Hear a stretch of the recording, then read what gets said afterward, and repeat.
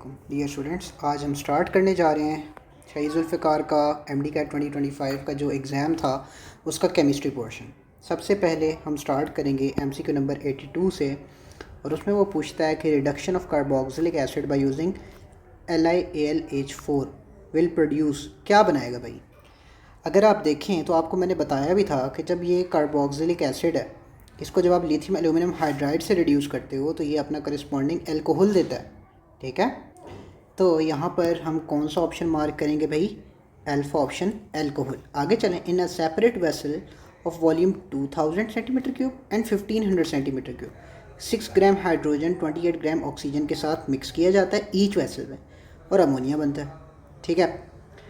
अब वो ये कहता है दैट अमोनिया किस में कितना होता है। अब इस वेसल में कितना होगा और इस वेसल में कितना होगा, क्या दोनों में इक्वल होगा कि नहीं, आपस में कंपेयर कर रहे हैं। अब फ़र्ज़ कर लो कि इसमें कितना अमोनिया बना है और इसमें कितना अमोनिया बना है, हम कैलकुलेट कर लेते हैं। तो यहाँ पर सिंपल है, देखो यहाँ पर जो इक्वेशन है उसी के अकॉर्डिंग ही उसने बेसिकली मैथ्स भी दिया हुआ है। 6 gram hydrogen means 3 mole of hydrogen, 28 gram nitrogen means 1 mole of nitrogen gas. तो यानी 2 मोल किसके बनने चाहिए, अमोनिया के। 2 मोल किसके बनने चाहिए, अमोनिया के। अब जब आप दोनों वेसल्स में कंपेयर करोगे, एक का वॉल्यूम ज़्यादा है, एक का वॉल्यूम कम है, तो ये जिसमें वॉल्यूम कम है उसके अंदर अमोनिया ज़्यादा फॉर्म होगा। क्यों? क्योंकि देखो इसका वॉल्यूम कम है, उसमें प्रेशर ज़्यादा होगा ना, इसमें प्रेशर भी तो कम होगा। और आपने ली चैटलेट प्रिंसिपल पढ़ा है, जिसमें प्रेशर ज़्यादा होता है, जब प्रेशर ज़्यादा करते हो तो वो लोअर मोल वाली साइड से हायर मोल वाली साइड की तरफ शिफ्ट होता है रिएक्शन। तो अमोनिया ज़्यादा किस में फॉर्म होगा, जिसमें वॉल्यूम कम है, मोर इन 1500 सेंटीमीटर क्यूब वेसल, ठीक है। आगे MCQ number 84, the weakest intermolecular force present in liquid is. मैंने आपको ऑर्डर भी लिखवाया था कि जो लंदन डिस्पर्जन फोर्स है उसको आप क्या कहते हो, इंस्टेंटेनियस डाइपोल, इंड्यूस्ड डाइपोल, और ये जो है वो सबसे वीकेस्ट होती है, ठीक है। मैंने आपको ये सारा कुछ ऑर्डर में पढ़ाया था। तो यहाँ से स्टार्ट किया था आयन डाइपोल से, और नीचे जाने की तरफ आपकी जो स्ट्रेंथ है वो डिक्रीज़ कर रही थी। तो सबसे ज़्यादा जो वीकेस्ट है वो लंदन डिस्पर्जन फोर्सेस है। तो यहाँ पर आप कौन सा ऑप्शन सेलेक्ट करोगे, Charlie option, instantaneous dipole, induced dipole. आगे चलें। आगे वो ये कहता है number of sigma bonds in acetylene and ethylene. तो एसिटाइलिन देखो ये है, ठीक है, और इथाइलिन अगर आप देखो तो वो ये है, ठीक है। चलें, तो यहाँ पर अब हम कैलकुलेट करते हैं। यहाँ पर एक ये सिग्मा बॉन्ड है और 2 ये सिग्मा बॉन्ड है, टोटल मिला के कितने हो गए, 3। एसिटाइलिन में कितने हो गए, 3 सिग्मा बॉन्ड्स। यहाँ पर अगर आप देखें 2 ये 4 और एक ये 5, ठीक है। तो यहाँ पर आप कौन सा ऑप्शन मार्क करोगे, 3 sigma bonds in acetylene, 5 sigma bonds in ethylene, ठीक है। इथाइलिन किसको कहते हैं, इथीन को कहते हैं, बार बार बताया मैंने। आगे चलें। स्मॉलेस्ट बॉन्ड एंगल, ये क्या है भाई, एसिटाइलिन 180 डिग्री। ये क्या है भाई, BeCl2 180 डिग्री, ठीक है। ये क्या है, NH3, ठीक है, और ये 109.5 डिग्री बनता है।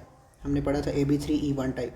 H2S, इसका बॉन्ड एंगल अलग से मैंने याद भी करवाया था आप लोगों को, 92 डिग्री है इसका बॉन्ड एंगल। कितनी दफ़ा मैंने बताया था कि ये बहुत इंपॉर्टेंट।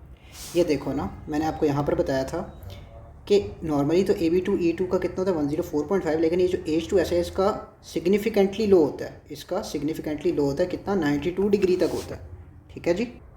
सल्फ़र जो है इसकी इलेक्ट्रोनेगेटिविटी कम है, जो इसके ऊपर लोन पेयर्स है उनके ऊपर सल्फ़र का इतना खिंचाव नहीं है, तो वो लोन पेयर्स फ्रीली अपना काम कर सकते हैं। तो वो ये करते हैं कि ये जो 2 बॉन्ड पेयर हाइड्रोजन की फॉर्म में मौजूद होते हैं, सल्फ़र हाइड्रोजन बॉन्ड, उनको उनके ऊपर फोर्स लगाते हैं रिपल्सिव, और वो श्रिंक हो जाते हैं, ठीक है। श्रिंक होकर बॉन्ड एंगल मज़ीद कम हो जाता है। तो इसका हमने क्या मार्क किया, चार्ली ऑप्शन। आगे चलें। विच of the following has the highest ionic character. अब यहाँ पर उन्होंने सेम कैटाइन, सेम एनाइन, कुछ भी सेम नहीं रखा हुआ, ठीक है। तो आप सिंपल ये देखो हाईएस्ट आयनिक करेक्टर किसका होगा। देखो मेटल नॉन मेटल का जब बॉन्ड होता है ना, मेटल नॉन मेटल का जब बॉन्ड होता है तो उस केस में आयनिक करेक्टर सबसे ज़्यादा होता है, ठीक है। अब मुझे ये बताओ कि 1A या 2A का मेटल हो, तब की बात कर रहा हूँ, 1A का मेटल या 2A का मेटल हो और साथ कोई नॉन मेटल जुड़ा हो, तो ये एक प्रॉपर किस्म का आयनिक बॉन्ड होता है, ठीक है, आयनिक बॉन्ड। अब इसमें सिर्फ एक ही है जिसमें आयनिक बॉन्ड है प्रॉपरली, ठीक है, वो है डेल्टा ऑप्शन, कि एक मेटल है और एक नॉन मेटल है, ठीक है जी। तो इसका आयनिक करेक्टर भी सबसे ज़्यादा होगा। आगे चलें। विच of the following has the highest bond energy. Bond energy किसकी ज़्यादा है, तो ऑब्वियसली जिसका एस कैरेक्टर सबसे ज़्यादा होगा उसकी बॉन्ड एनर्जी भी सबसे ज़्यादा होनी चाहिए। इसमें एस कैरेक्टर सबसे ज़्यादा होगा, उसकी ऑब्वियसली बॉन्ड एनर्जी भी सबसे ज़्यादा होगी ना, ठीक है। मल्टीपल बॉन्ड भी है एक तो, ऊपर से एस कैरेक्टर भी ज़्यादा है, दोनों फैक्टर्स इन्वॉल्व हैं। तो एस पी एस की जो आपस में इनका ओवरलैप होगा उसमें हाईएस्ट बॉन्ड एनर्जी होगी। आगे देखें relationship of positive and negative tartaric acid.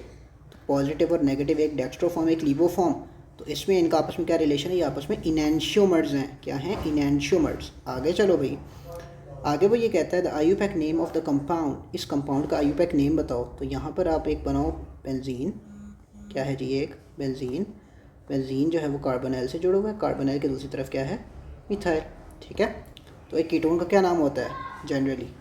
Alkyl alkyl ketone, ठीक है, अल्काइल अल्काइल कीटोन। अब ये जो अल्काइल अल्काइल कीटोन करके जो हम नेम लेते थे वो क्या था? वो नॉर्मली हम लोग कॉमन नेम लेते थे, ठीक है।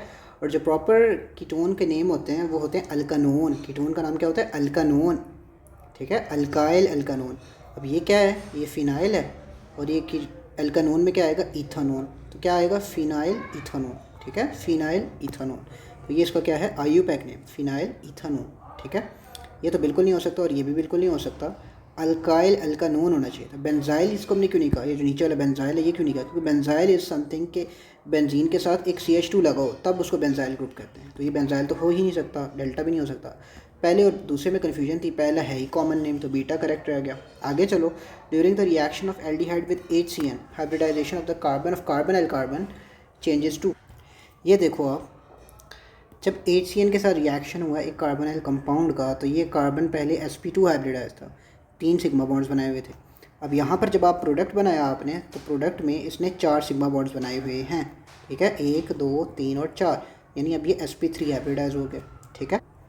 तो यहाँ पर हम लोग मार्क करेंगे sp2 से sp3 में कन्वर्जन हुई है, चार्ली ऑप्शन। आगे चलें, acetone reacts with water in the presence of catalyst produce.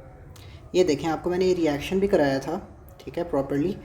ये है जी एसीटोन, इसने बेसिकली वाटर के साथ रिएक्शन किया, ठीक है, और ये HBr यहाँ पे कैटलिस्ट था, और ये क्या बना भाई बताओ? 2 पोजीशन पे 2 हाइड्रोक्सिल लगे हुए हैं, और साथ ये क्या है? एक अदद 3 कार्बन का बेसिकली डायोल है, और है कौन सा? जेमिनल डायोल, ठीक है। तो यहाँ पर आप क्या ऑप्शन मार्क करोगे? Propane 2,2 diol. आगे देखो, which of the following shows positive test with Fehling solution. ये देखें, मैंने आपको एक समरी टेबल भी पढ़ाया था। समरी टेबल में मैंने आपको बताया था बेनेडिक्ट और फीलिंग का तकरीबन सेम होता है। एलिफेटिक एल्डिहाइड जिसमें पॉजिटिव देंगे, और बाकी इसके अलावा ये वाली एग्जांपल्स मौजूद थी। अभी MCQ को वो इतने कॉम्प्लेक्स लेवल पर नहीं लेकर गए, उन्होंने सिंपल कीटोन्स दिए। मेटाफॉर्मल्डिहाइड तो हो ही नहीं सकता, ये कोई एल्डिहाइड है ही नहीं, ये तो बेसिकली उसका पॉलीमराइज्ड प्रोडक्ट है। एसिटल्डिहाइड ही बचता है जो एलिफेटिक एल्डिहाइड है, Charlie option. Delta is an aromatic, aromatic नहीं देते, ठीक है, पॉजिटिव। आगे देखो, oxidation state of tungsten in this case, जब ये वाटर क्रिस्टलाइजेशन इन्वॉल्व हो तो उसको वैसे ही काउंट नहीं करते, उसका कोई इफेक्ट नहीं होता इसकी ऑक्सीडेशन स्टेट में, पहली बात। अब दूसरी बात की तरफ चलते हैं जी, सॉल्व करते हैं इसको। तो +2 + 4x + 13 × -2 कितना मतलब -26, ठीक है जी। अब ये उस तरफ लेकर जाएंगे, +26 हो जाएगा 24 हो जाएगा, तो 4x = क्या हो जाएगा? 24, x = +6। तो यहाँ पर आप क्या मार्क करोगे? Beta option +6। आगे चलें, orientation of molecule is more important in which of the following cases. बताओ भाई किस केस में सबसे ज़्यादा इंपॉर्टेंट है? प्रेशर का इससे कोई इस तरह लिंक नहीं है, मेन लिंक होता है जो मॉलिक्यूल का स्ट्रक्चर होता है उस पर।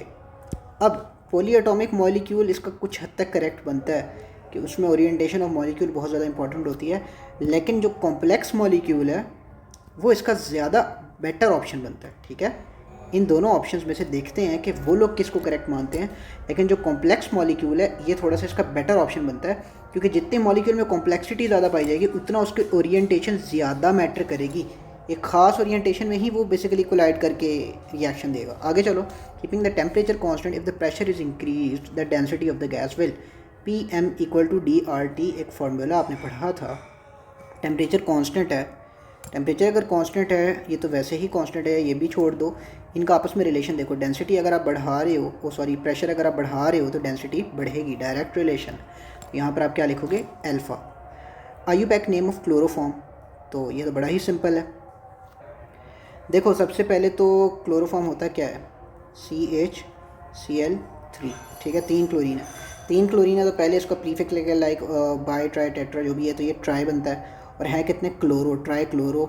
और है कितने कार्बन, एक कार्बन है, ट्राई क्लोरो मीथेन, ठीक है, tri chloro methane, Charlie option. आगे चलो, which of the following will react with ammoniacal cuprous chloride, ammoniacal cuprous chloride, ठीक है, इसके साथ कौन रिएक्शन करेगा, तो वही टर्मिनल अल्काइन रिएक्ट करेगा। ये भी नहीं करेगा, ये भी नहीं करेगा, ये तो हैं ही अल्कीन्स, और ये नॉन टर्मिनल अल्काइन है, बीटा ही करेगा। आगे चलें, विच of the following is not a crystalline solid, not यानी अमॉर्फस को चूज़ करना है। तो अमॉर्फस कौन सा है भाई, ग्लास का आपको पता है कि ग्लास एक अमॉर्फस है, ठीक है, glass is an amorphous solid. तो बाकी तीनों ही बेसिकली फिर क्रिस्टलाइन में आ जाएंगे। आगे चलें, the number of electrons with L = 2 in an atom having the atomic number 23, तो ये कौन सा बनता है भाई, 23 एटॉमिक नंबर वाला, वेनेडियम का 23 होता है, ठीक है, वेनेडियम का क्या होता है 23। और अगर आप वेनेडियम की कन्फिग्रेशन देखो तो यहाँ पर आपको नज़र आ रहा है कि ये जो D है, ठीक है, D इसके सॉरी यहाँ पर ये वेनेडियम है, ये D में कितने इलेक्ट्रॉन्स मौजूद हैं, 3। L = 2 के कितने इलेक्ट्रॉन्स मौजूद हैं, 3। तो यहाँ पर आप कौन सा ऑप्शन मार्क करोगे, 3 वाला, बीटा ऑप्शन 3, ठीक है। Reaction having high activation energy, activation energy अगर बहुत ज़्यादा है, ठीक है, यानी वो रिएक्शन बड़ा मुश्किल से प्रोसीड करेगा, ठीक है, स्लो होगा बहुत ज़्यादा, उसको बहुत ज़्यादा रेजिस्टेंस मिलेगी। एक्टिवेशन एनर्जी को इस तरह समझो कि एक रेजिस्टेंस है जिसको ओवरकम करके ही रिएक्शन चलता है, तो इसलिए ये स्लो रिएक्शन होगा। आगे चलो, which of the following reagents is use to convert benzene to 2-chloromethyl benzene, ठीक है। अब वो बेंजीन नहीं रहा, अब वो मैं आपको बताता हूँ क्या कर रहे हैं ये लोग, ये रहा और ये मिथाइल है, ठीक है, और ये 2 पोजीशन पे क्या लगा हुआ, क्लोरो, ऑर्थो पोजीशन पे। इसका मतलब पहले आपने मिथाइल बेंजीन बनाना है, यानी टॉल्वीन बनाना है। टॉल्वीन बनाने के लिए आपको एल्काइलेटिंग एजेंट देना पड़ेगा, फ्रीडल क्राफ्ट्स एल्काइलेशन करानी पड़ेगी। और फ्रीडल क्राफ्ट्स एल्काइलेशन कहाँ पर है बताओ भाई, ये देखो, अल्काइल हैलाइड और साथ AlCl3, अल्काइल हैलाइड और AlCl3।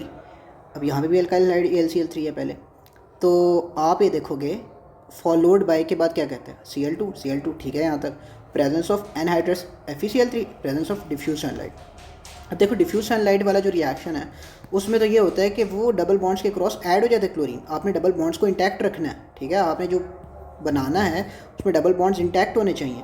तो इसलिए आप जो है वो कौन सा यूज़ करोगे, जिसमें FeCl3 मौजूद होगा, फिर ही आप इलेक्ट्रोफिलिक सब्स्टिट्यूशन रिएक्शन करवा पाओगे। अल्फा ऑप्शन इसका करेक्ट है। आगे देखो, according to the kinetic molecular theory, kinetic energy increases when, kinetic energy कब इंक्रीज करती है, क्या सॉलिड से लिक्विड की तरफ मेल्ट करते हुए काइनेटिक एनर्जी इंक्रीज करती है, बिल्कुल भाई। आगे देखो, मिक्सिंग विद अदर मॉलिक्यूल्स, कोई इसकी सेंस नहीं बनती। फ्रोजन इनटू सॉलिड्स, उल्टा स्लो हो रही है, कम हो रही है kinetic energy. Condensed into liquids, तो कंडेंसेशन क्या होती है, गैस से लिक्विड में कन्वर्ट होना है, तो वो भी उससे भी काइनेटिक एनर्जी कम होगी, स्लो होगा मॉलिक्यूल। तो आगे चलते हैं। इफ़ इक्विलिब्रियम एक्सप्रेशन ये है तो बैलेंस केमिकल इक्वेशन क्या होनी चाहिए, तो ये सिंपल A + B जो है क्या बनाएगा, गो टू फॉर्म 2C, क्योंकि जो ऊपर होता है वो प्रोडक्ट होता है। तो सिंपल यहाँ पर आप क्या मार्क करोगे, डेल्टा ऑप्शन, कोई सोचने वाली बात नहीं थी। 1,3 बेंजीन डायोल, तो ये क्या है भाई, आपको मैंने ये जब नोमेनक्लेचर कराया था, ये OH और ये OH, ठीक है, थर्ड पे OH कह रहे हो, तो ये क्या है भाई, ये है रिसोर्सिनोल। अगर तो इस पे होता है ना दूसरा OH तो वो क्या होता है, कैटिकोल। अभी क्या है, ये रिसोर्सिनोल, ठीक है, रिसोर्सिनोल है ये, चार्ली ऑप्शन। आगे चलें, how many sigma and pi bonds are present in maleic anhydride, ठीक है। और ये मैंने 2 साल पहले, बल्कि 1 साल पहले जो है, मैंने ये वाला MCQ बच्चों से बार बार पूछा था। आई न्यू कि ये बहुत ज़्यादा इंपॉर्टेंट स्ट्रक्चर है मैलिक एनहाइड्राइड, और इस जैसे कॉम्प्लेक्स स्ट्रक्चर जो है उसका फर्दर स्ट्रक्चर एनालिसिस मैंने आपको करवाया था, मैंने आपको सारा बताया था, सिग्मा बॉन्ड कितने हैं, पाई बॉन्ड कितने हैं, इसके अंदर कितने कार्बन्स जो हैं वो उनकी कौन सी हाइब्रिडाइजेशन है, ठीक है, हर चीज़ मैंने आपको बड़ी डिटेल में इस मॉलिक्यूल की तो मैंने बताई थी, ठीक है। अब देख लेते हैं इस मॉलिक्यूल, यहाँ पर गौर करें, ये है जी मैलिक एनहाइड्राइड, ठीक है। इसमें सिग्मा बॉन्ड मेरे साथ काउंट करें, एक ये वाला CH सिग्मा बॉन्ड हो गया, एक ये वाला CH सिग्मा बॉन्ड हो गया, ठीक है। अब ये वाला तीसरा सिग्मा बॉन्ड होगा जो कार्बन कार्बन का है, फिर ये वाला 4, ये वाला 5, इनमें से एक, क्योंकि ये 6, ये 7, ये 8 इनमें से, और एक ये 9 क्या हो गए, सिग्मा बॉन्ड्स, ठीक है। और पाई बॉन्ड अगर आप देखो तो एक ये वाला, एक ये वाला और एक ये वाला, 3 पाई बॉन्ड्स हो गए, ठीक है, 3 पाई बॉन्ड्स हो गए। यहाँ पर आप क्या मार्क करोगे, 9 सिग्मा 3 पाई, ठीक है। Addition of 3 molecules of chlorine into benzene proves that benzene में क्या है, ऑब्वियसली 3 डबल बॉन्ड्स हैं, क्योंकि आप डबल बॉन्ड तोड़ रहे हो ना 3 क्लोरीन डाल के डिफ्यूज सनलाइट, ठीक है। आगे चलें, propyne is allowed to react with HCl 2 times. देखो प्रोपाइन क्या है, ट्रिपल बॉन्ड CH और C का सिंगल बॉन्ड विद CH3, ठीक है। एक दफ़ा क्लोरीन ऐड होगा, ऑब्वियसली इधर ऐड हो जाएगा क्लोरीन, ठीक है। अच्छा यहाँ पर देखें, सॉरी, ये मार्कोनी का रूल लगेगा ना, तो जहाँ हाइड्रोजन वहाँ ऐड होगा जिस कार्बन के पास ज़्यादा हाइड्रोजन है, क्लोरीन वहाँ ऐड होगा जिसके पास कम हाइड्रोजन है। पहला क्लोरीन यहाँ ऐड हो गया, ठीक है, क्लोरीन का ऐड हो गया यहाँ पर, और बॉन्ड क्या हो गया, एक टूट गया, ठीक है, और यहाँ पर जो है वो एक हाइड्रोजन ऐड हो गया। अब दूसरा क्लोरीन दोबारा HCl आ गया, ठीक है, अगेन हाइड्रोजन उधर जाएगा जहाँ ज़्यादा हाइड्रोजन है, क्लोरीन उधर आएगा जहाँ कम हाइड्रोजन है। तो 2,2 डाइक्लोरोप्रोपेन क्या बनता है, 2,2 डाइक्लोरोप्रोपेन, ठीक है, जेमिनल प्रोडक्ट मिलेगा, जेमिनल डाई हैलाइड मिलेगा, 2,2 dichloropropane, diethyl ether and methyl and propyl ether. तो ये आपस में क्या है, ये तो सीधा सीधा आप मेटामर्स मार्क करोगे, इसमें तो कोई सोचने वाली बात ही नहीं थी, ठीक है। चलो मेटामर्स क्यों, क्योंकि देखो ना भाई, फंक्शनल ग्रुप की दोनों साइड्स पर कार्बन आइटम्स का नंबर जो चेंज हो रहा है, ठीक है। यहाँ पर देखो आप, यहाँ पर जो है वो कार्बन को x सपोज कर लो, हाइड्रोजन कितने 4 हैं, x + 4 - 2 = 0 इसमें, ठीक है।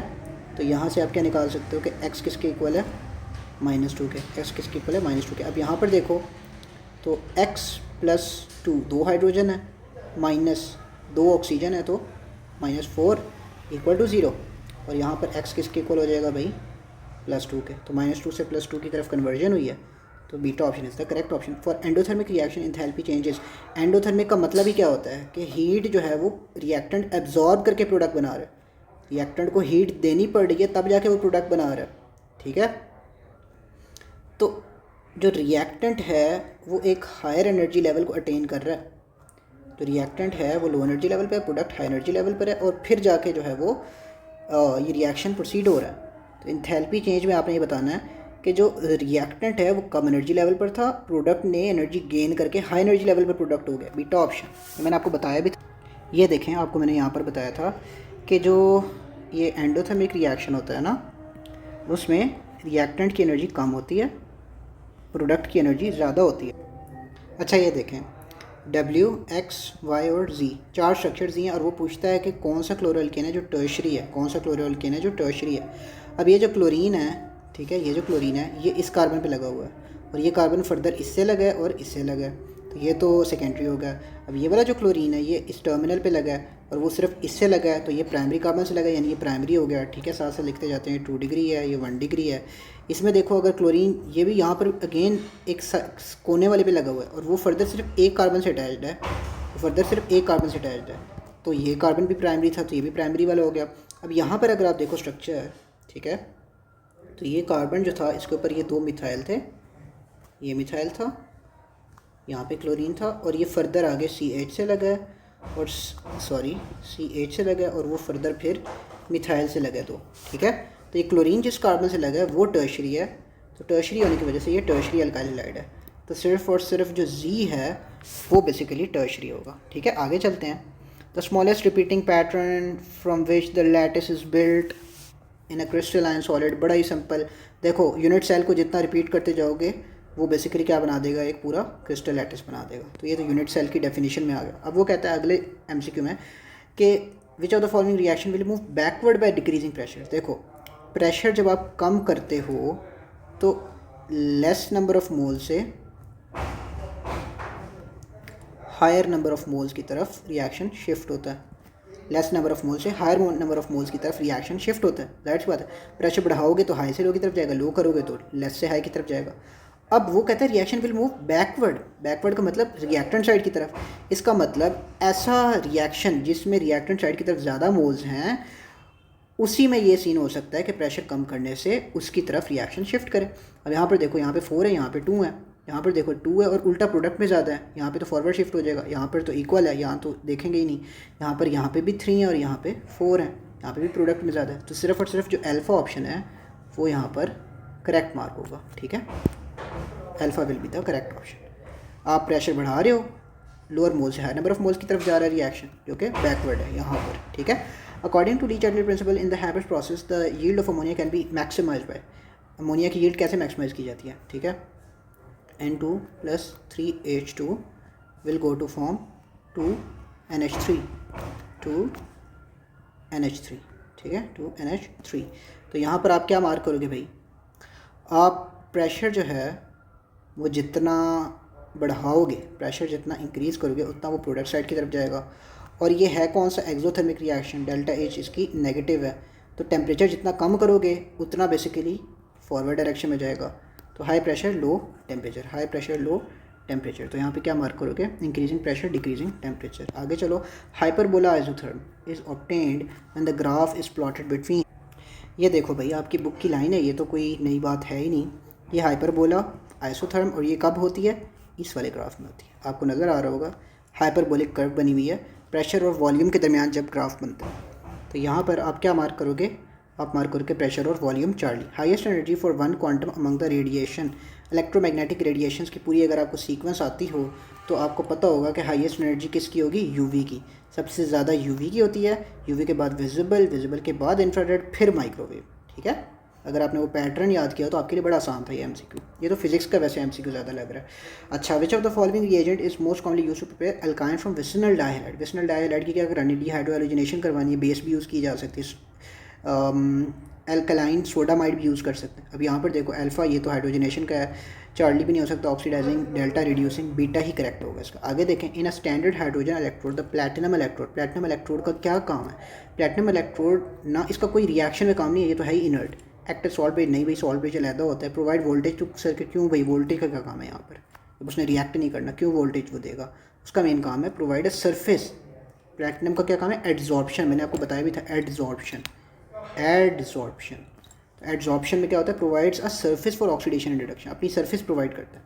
जब the following compound has a lower lattice energy, lattice energy की बात हो रही है, पूछ रहा है वो किसको तोड़ना सबसे ज़्यादा आसान है, बताओ। ये तो सारे आयनिक कंपाउंड्स हैं, ठीक है, और ये एक कोवेलेंट कंपाउंड है। अब यहाँ पर अगर आप टेक्निकली देखो तो लैटिस एनर्जी तो होते ही आयनिक कंपाउंड्स के लिए, तो डेल्टा ऑप्शन की तरफ तो आपको नहीं जाना चाहिए, क्योंकि देखो ये तो आयनिक कंपाउंड ही नहीं है ना। पहले तीन में देखो, अब सेम कैटाइन है, सेम एनाइन है, कैटाइन जो है वो डिफरेंट है। ये मैंने आपके सामने ऑर्डर लिख दिया, वो कहता है lower lattice energy, lattice energy कम किसकी होगी, ठीक है। अब लैटिस एनर्जी के बारे में मैंने आपको बताया था, साइज़ जितना बड़ा होगा, साइज़ जितना बड़ा होगा चाहे कैटाइन का चाहे एनाइन का, उतनी लैटिस एनर्जी कम होगी, और साइज़ जितना कम होगा उतनी लैटिस एनर्जी ज़्यादा होगी, चाहे कैटाइन की हो चाहे एनाइन का साइज़ हो, ठीक है। दोनों के साथ ये रिलेशन था, मैंने आपको बिल्कुल एक दिन पहले जो इसमें वीडियो रिलीज़ की थी उसमें मैंने बताया था। अब लोअर लैटिस एनर्जी की बात करनी है तो जिसमें साइज़ सबसे ज़्यादा होगा। अब देखो ये पोटेशियम भी है और कैल्शियम भी है यहाँ पे ऑप्शन। अब आप लेफ़्ट टू राइट जैसे जाते हो, ठीक है, लेफ़्ट टू राइट आप जाते हो तो साइज़ कम होता है, एटॉमिक साइज़ कम होता है। अब कैल्शियम का जो साइज़ है वो कम है, ठीक है, तो फिर ज़्यादा साइज़, सबसे ज़्यादा साइज़ वाला कौन सा हुआ, पोटेशियम। तो यहाँ पर सबसे कम लैटिस एनर्जी किसकी होगी, पोटेशियम क्लोराइड की। आगे चलें, reaction of 2 bromobutane with alcoholic KOH, alcoholic KOH की बात हो रही है। तो आपका जो ब्रोमीन है वो निकल जाएगा, साथ एक हाइड्रोजन निकलेगा, हाइड्रोजन उस कार्बन से निकलेगा जो नॉन टर्मिनल है, ठीक है। तो आपका क्या बनेगा, 2 ब्यूटीन बनेगा, 1 ब्यूटीन नहीं बनेगा, 2 ब्यूटीन बनेगा, ठीक है। चलो आगे की तरफ चलते हैं भाई। Which species contain an element with an oxidation number of +4। यहाँ पर देखो अगर आप, तो यहाँ पे भी +4 नहीं है, यहाँ भी नहीं मिलेगा, यहाँ भी नहीं मिलेगा। सल्फ़र का यहाँ पे +6 है, ठीक है। ऊपर अगर आप मैंगनीज़ का देखो या क्रोमियम का देखो तो वहाँ पे भी दोनों का बेसिकली +6 ही है। यहाँ पर देखो अगर आप डेल्टा में, ठीक है, तो यहाँ पे +2 सोडियम का +x +-6 = 0। तो जब आप x को सॉल्व करोगे तो x की वैल्यू क्या आएगी, +4, ठीक है जी। तो यहाँ पे delta option is the correct option. The rate of reaction, जैसे जैसे रिएक्शन प्रोसीड करेगा तो क्या होगा, decreases as the reaction proceeds. जैसे जैसे रिएक्शन जो है वो प्रोसीड कर रहा है रेट ऑफ रिएक्शन कम होगा। क्यों भाई, ये आपकी लाइन है बुक की कि शुरू में रेट मैक्सिमम होता है। आपको मैंने क्या बताया था, इंस्टेंटेनियस रेट बिल्कुल शुरू में मैक्सिमम होता है। जैसे जैसे आप आगे जाते जा रहे हो रिएक्टेंट की कॉन्सेंट्रेशन कम होती जा रही है, क्योंकि वो प्रोडक्ट बनाते जा रहे हैं और रेट ऑफ रिएक्शन कम होता जाएगा। आगे चलो, the order of chemical reaction is defined as number of reactant involve in balance chemical equation. नहीं भाई, रेट इक्वेशन से लिंक्ड है, बैलेंस केमिकल इक्वेशन नहीं भाई, रेट इक्वेशन से लिंक्ड है। यहाँ पर देखो रेट इक्वेशन, अब असल बात आई तो रेट इक्वेशन में बेसिकली जो पावर है कॉन्सेंट्रेशन ऑफ अ रिएक्टेंट की, that is called as the order of reaction. चलें अगला देखते हैं। Real gases show more positive deviation as pressure increases.